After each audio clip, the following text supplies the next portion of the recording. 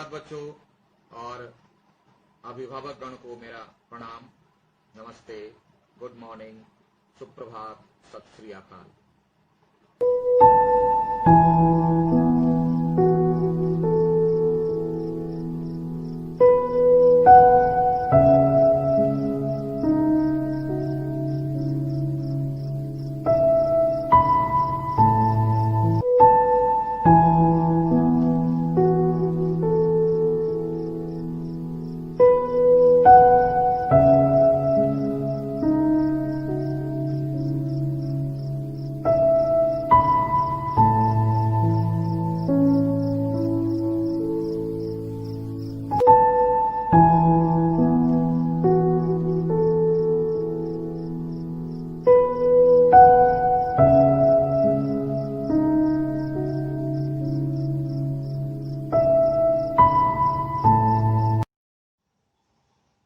चलिए बच्चों, कैसे हो आप? ठीक ठाक? प्रसन्न मुद्रा में हो? आनंद का खजाना है आपके पास? नहीं है तो उम्मीद है कि इस अवधि में आपने खुशियों को बटोरा होगा, संजोया होगा और अपने जीवन को खुशहाल बनाने का प्रयास किया होगा, जिसमें एक रत्न पढ़ाई भी होनी चाहिए, क्योंकि पढ़ाई के बिना, शिक्षा के बिना हम लोग अधूरे हैं। और हम लोग बहुत बार चर्चा कर चुके हैं कि पढ़ा लिखा होना और शिक्षित होना दोनों दो चीजें हैं, दोनों डिफरेंट है। पढ़ा लिखा होने का अर्थ यह है कि मैं किसी भाषा, किसी पुस्तक, किसी वाक्य को बहुत अच्छी तरह से पढ़ सकता हूं, शुद्ध उच्चारण कर सकता हूं, सही अर्थ समझ सकता हूं, अर्थ को की व्याख्या कर सकता हूं, ये पढ़े लिखे हैं। लेकिन जैसे ही इन बातों का वह अपने जीवन में अनुपालन करना शुरू कर देता है, वह धीरे धीरे शिक्षा की ओर बढ़ना शुरू हो जाता है, और वह जितना लागू करता है वह उतना अच्छा शिक्षित कहलाते चला जाता है। और तब इसके साथ एक और प्रविशेषण जुड़ जाता है, सुशिक्षित। सुशिक्षित यानी शिक्षा की मात्रा उसमें बहुत अधिक है, अर्थात जो उन्होंने पढ़ा समझा उसका जीवन में पालन करना सीखा, और वो ज्यादा कर रहे हैं, मैक्सिमम, ऐसे लोगों को कहते हैं सुशिक्षित। उम्मीद है आपके कदम इसी ओर बढ़ रहे होंगे, और मैं इसी के लिए आपको शुभकामनाएं देता हूं कि आपके कदम इसी ओर हर परिस्थिति में बढ़ते रहे, यही मेरी कामना है। और इसके साथ अगले कदम जो हमारे बढ़ेंगे इस पुस्तक के साथ, साहित्य सागर कक्षा 9, कक्षा 9 क्लास 9 के लिए, जिसमें हम उम्मीद करते हैं कि 2 पाठ हम लोग पढ़ चुके हैं, बात अठन्नी की और का की, समझ चुके हैं, प्रश्न उत्तर लिख चुके होगे आप लोग, अपनी समस्याओं का समाधान कर चुके होगे। यही कारण है कि आज से हम लोगों ने निर्णय लिया कि अगले कदम, अगली कक्षा, अगले पाठ की ओर बढ़े। इसी दरमियान आइए हम लोग आज देखेंगे महायज्ञ का पुरस्कार, जो कहानी है, और इस कहानी के रचनाकार हैं यशपाल जी। तो सबसे पहले हम लोग विचार करते आ रहे हैं पाठ के शीर्षक की सार्थकता, पाठ की मूल भावना और पाठ की प्रासंगिकता। देखो कितना आराम है, आपके हाथ में वो क्या बोलते हैं ना, जादू की छड़ी है। जब से लॉकडाउन हुआ है, जब से ऑनलाइन क्लास हुआ है, जादू की छड़ी है आपके पास। कौन सी पता है? चलिए क्लियर कर देते हैं। स्कूल, जो रेगुलर स्कूल चलता था, उसमें घंटी बजती थी तो 5 मिनट के बाद हम लोग आते थे, घंटी बजी 2-4 मिनट के बाद चले जाते थे। अगर आपका डाउट बच जाता था तो क्या बोलते थे? Sir I have doubt. आप sir when you will have free time, free period, I have to ask something. Request करना पड़ता था ना। मुझे भी देखना पड़ता था, हम लोगों को देखना पड़ता था कि मेरा खाली पीरियड कब है। आज देखो, जादू की छड़ी लॉकडाउन आपके हाथ में दे दी। जिस टीचर को तुम जिस समय बुलाना चाहो हाजिर हैं। विनोद सर हाजिर हो, टीवी के द्वारा मोबाइल पर हाजिर हैं। हम कुछ नहीं कर सकते, आपके गुलाम हो गए। वीडियो के माध्यम से आप जब चाहो तब, जहां चाहो वहां अपने पाठ में आने वाली शंकाओं का समाधान कर सकते हो। वीडियो को डाउनलोड कर लिया, बार बार देख सकते हो। विनोद सर जी समझ में नहीं आया, फिर से स्टार्ट हो जाइए। 2 क्लिक किया, स्टार्ट हो गया। ये नहीं जादू की छड़ी। मेरे कहने का अर्थ कि आप अपनी समस्याओं का समाधान आराम से कर सकते हो। जो बातें समझ में नहीं आई हो, आप वीडियो जितनी बार चाहें, जब चाहें चला करके देख लें। आपकी समस्याओं का समाधान बड़े ही आराम से संभव है। ख्याल रखना। चलिए, तो आज हम लोग विचार करते हैं महायज्ञ का पुरस्कार के शीर्षक की सार्थकता पर। इसमें 2 शब्द हैं, महायज्ञ और पुरस्कार। चलिए महायज्ञ पर विचार करते हैं। महायज्ञ में भी देखिए 2 शब्दों के मेल से बना है, यानी यह यौगिक शब्द है। एक महा, जिसका अर्थ होता है सबसे बड़ा, और यज्ञ का अर्थ है विश्व या व्यक्तिगत कल्याण या विश्व कल्याण के लिए किया गया एक धार्मिक अनुष्ठान, धार्मिक कार्यक्रम। बात समझ में आ गई? महा का अर्थ होता है महा, सबसे बड़ा, और यज्ञ का अर्थ होता है किसी के कल्याण के लिए, या व्यक्तिगत कल्याण हो, पारिवारिक हो, सामाजिक हो, विश्व हो, किसी के कल्याण की कामना के लिए एक धार्मिक अनुष्ठान का नाम है यज्ञ। अब यज्ञ के साथ एक शब्द जुड़ा, महा, यानी सबसे बड़ा। इसका अर्थ क्या? यज्ञ तो बड़ा अपने आप में है, लेकिन क्या यज्ञ से भी बड़ा कुछ है जिसे यज्ञ का नाम दिया जा सकता है? रचनाकार कहते हैं यशपाल जी, हां, ऐसे यज्ञ जिसे हम धार्मिक अनुष्ठान के नाम से जानते हैं, उससे भी बड़ा, सबसे बड़ा एक यज्ञ है जिसे हम महायज्ञ कह सकते हैं। बात समझ में आ रही? फिर से सुन लो, क्योंकि अगर ये कंफ्यूज करोगे पाठ समझ में नहीं आए। महा का अर्थ होता है सबसे बड़ा, और यज्ञ का शाब्दिक अर्थ है किसी के कल्याण के लिए एक विशेष प्रकार का धार्मिक अनुष्ठान, इसे यज्ञ कहते हैं। यशपाल जी कहते हैं कि जिसे हम लोग आज यज्ञ मानते हैं, उससे भी बड़ा नहीं बल्कि सबसे बड़ा एक और यज्ञ है, और उस यज्ञ को इन्होंने कहा महायज्ञ, यानी सबसे बड़ा यज्ञ, सबसे बड़ा कार्य।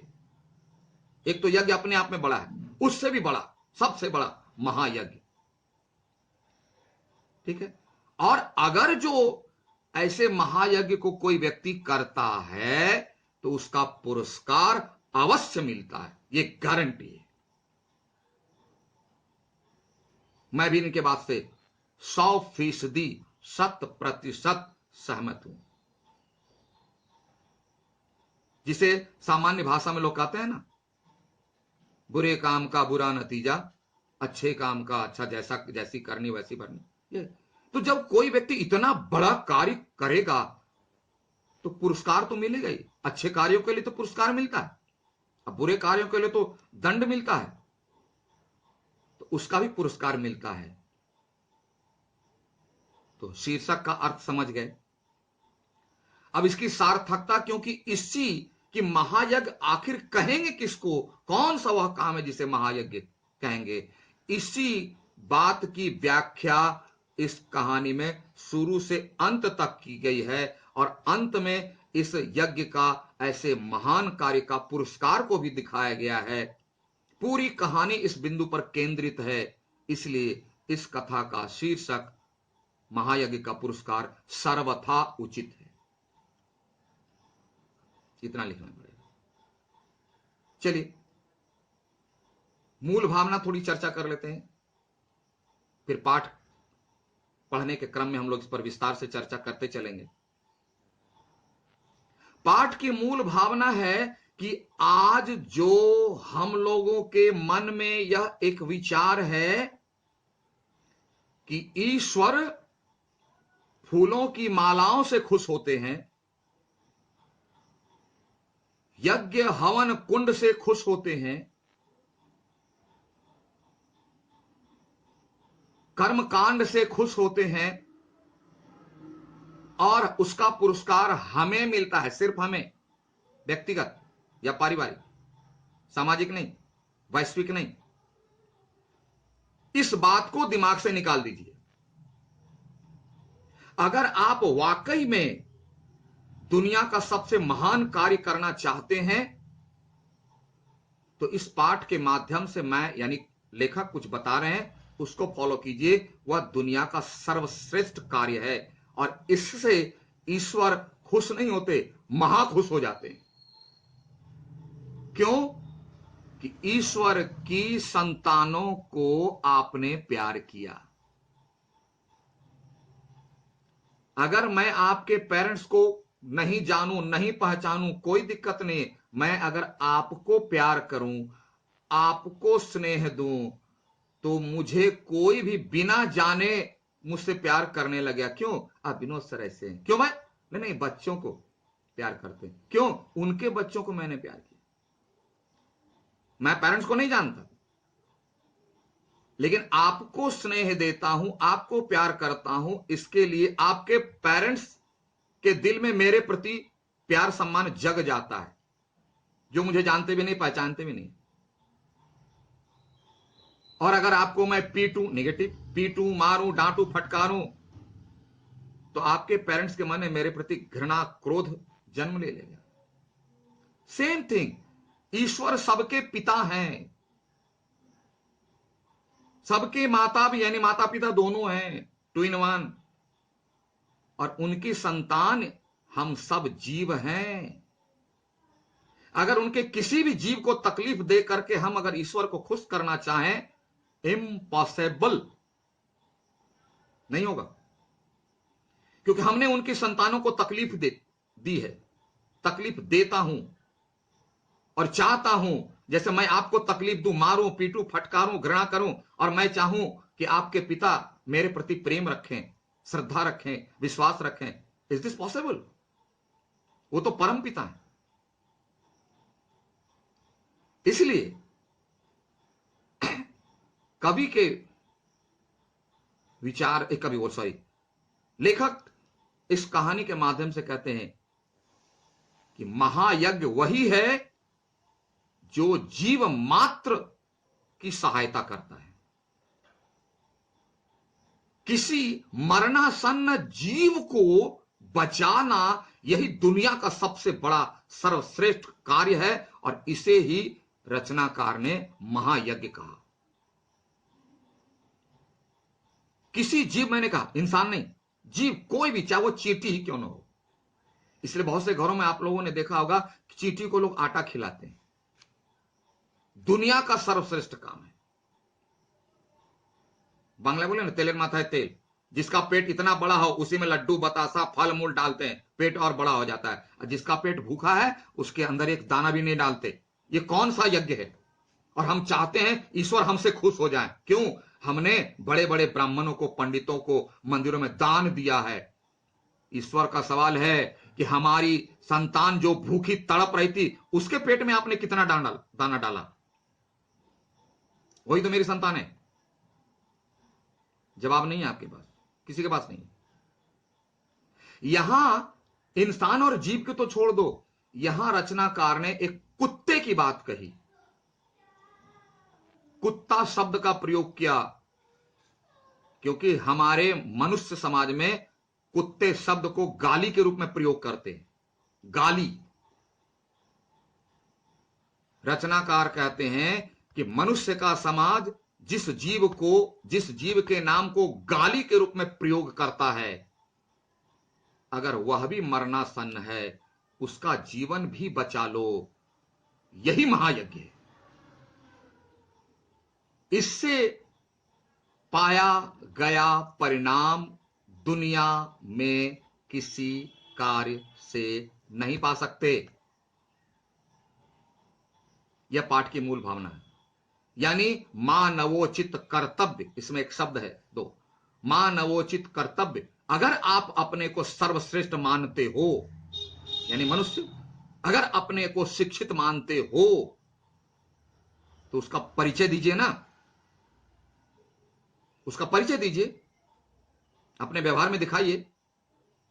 सर्टिफिकेट दिखाने से काम नहीं चलेगा, अपने व्यवहार में दिखाइए। क्योंकि मैंने आपको क्लास से बता चुका है, अध्ययन चिंतन मनन से सोच बनती है हमारी, और उसी सोच से बिहेव मोटिवेट होता है, और बिहेव से रिजल्ट कम बैक आता है हमारे पास, अच्छा या बुरा।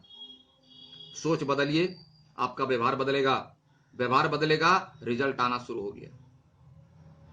तो इस कहानी के माध्यम से रचनाकार हमारी सोच को बदलने के लिए कहते हैं कि आप जिस फेरे में पड़े, जिस चक्कर में पड़े, जिस बंधन में पड़े, कर्मकांड, 10 लाख का यज्ञ करवा दिए, विश्व कल्याण यज्ञ है ना, 1000 कुंडीय यज्ञ, ये करो वो करो, उससे भी सर्वश्रेष्ठ यज्ञ है जो बिना पैसे का होता है, सिर्फ इच्छा मात्र होनी चाहिए। दुनिया का सर्वश्रेष्ठ कार्य है। अपनी मानसिकता बदलिए। इसलिए इसके लिए एक छोटा सा शब्द जो मैंने आपको निबंध में पूछता रहता हूं, परहित सरस धर्म नहीं भाई। दूसरों की भलाई करने के समान इस ब्रह्मांड में कोई दूसरा काम है ही नहीं। लेकिन आज के व्यक्ति को क्या कहोगे? सोच ही उल्टी है, क्योंकि उसका फाउंडेशन, उनको ऐसी शिक्षा ही नहीं मिली। यशपाल जी कहते हैं ऐसी सोच को बदलिए। यही इस पाठ की मूल भावना है। समझ में आएगा योगी? तो आज हम लोग पढ़ रहे हैं पाठ के शीर्षक की सार्थकता, पाठ के शीर्षक की सार्थकता, पाठ की मूल भावना, और अंतिम एक बचा पाठ की प्रासंगिकता, यानी जरूरत। यानी इसमें जो प्रश्न उठाए गए हैं, इसकी जरूरत क्या है। हम तो बाजार से वही सामान लाते हैं जो हमारी जरूरत की हो। तो इस पाठ में हमारी जरूरत की क्या चीज है? कल्पना करें कि क्या आज ऐसी मानसिकता हमारे समाज में नहीं है? बिल्कुल है। आज के लोग करते क्या है, देखिए, अपने वस्त्र को सजाते हैं, मंदिर में पुजारी लोगों को 500 का दान देते हैं, पैर छू के प्रणाम करते हैं, और दरवाजे पर आने वाले भूखे व्यक्ति को 1 रुपया दे करके, एक अचार रोटी, नमक रोटी दे करके अपने को बहुत दानी समझ लेते हैं। मैं तो बहुत बड़ा दानी हूं, दरवाजे पर जो भी आता है मैं नमक रोटी जरूर देता हूं, और पुजारी को 72 प्रकार का व्यंजन खिलाता हूं। देखिए कितना डिफरेंस है। जिसको ज्यादा जरूरत है उसको नमक रोटी, और जिसको कोई जरूरत नहीं है उसको 72 प्रकार के व्यंजन खिलाते भी हैं, प्रणाम भी करते हैं। ये जो मानसिकता है, यही समाज का कोड़ है, यही मानवता का सबसे बड़ा दुश्मन है। लेखक कहते हैं ऐसी दुश्मनी निकालिए अपने दिमाग से,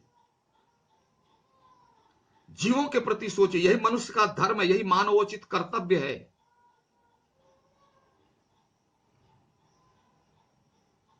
भूखे को खिलाइए, निर्वस्त्र को वस्त्र दीजिए, जो निष्प्राण हो रहे हैं उसमें प्राण का संचार कीजिए। अगर आप मनुष्य हैं तो अगर मनुष्य के शरीर में दानव हैं, बात अलग है। यही पाठ की प्रासंगिकता है कि आज जो हमारे समाज की सोच होए वह गलत है। कल्पना करें ना हम लोग, अगर सभी मिल करके अगर इस पाठ के आधार पर अपनी अपनी सोच बदल लें तो दुनिया कैसी बदल जाएगी, दुनिया कितनी खूबसूरत हो जाएगी, कितना प्यार बढ़ जाएगा, कितना प्रेम बढ़ जाएगा, कितना संपर्क घनिष्ठ हो जाएगा। और यही तो एक साहित्यकार चाहता है, यही तो एक कलाकार चाहता है। कलाकार किसे कहते हैं? जो कल को आकार यानी कल को एक अच्छा शेप दे। और साहित्यकार सबसे बड़ा सर्वोच्च सर्वश्रेष्ठ कलाकार होता है, क्योंकि यह शब्दों के माध्यम से हमारे विचार को ही ठीक करने का प्रयास करते हैं। क्यों? कि विचार अगर ठीक हो गया, सोच अगर ठीक हो गई तो व्यवहार मेरा बदल जाएगा। कल जो हम मंदिरों में लाखों खर्च करते थे, आज हम निर्वस्त्र भूखों पर खर्च करना प्रारंभ कर देंगे। उनकी जिंदगी बदल जाएगी, उनका भविष्य बदल जाएगा और हमें भी बहुत तृप्ति आएगी। इसलिए साहित्यकार हमारे समाज को बचाने के लिए, उनके कर्मों को ध्यान दिलाने के लिए इस कहानी के संदेश की बहुत बड़ी आवश्यकता है, बहुत बड़ी जरूरत है। यही इस कथा की प्रासंगिकता है। तो आज हम लोगों ने पढ़ा महायज्ञ का पुरस्कार के शीर्षक की सार्थकता, पाठ की मूल भावना, पाठ की प्रासंगिकता। इस पर विचार कीजिए, 3-4 बार वीडियो चला के सोचिए, समझिए, अध्ययन चिंतन मनन कीजिए। और जब ये बातें गहरी हो जाएगी तो हम लोग अगले क्लास में पाठ को आधार बना करके इसी बात को और भी विस्तार से समझने का प्रयास करेंगे। तब तक के लिए have a nice day. Thank you.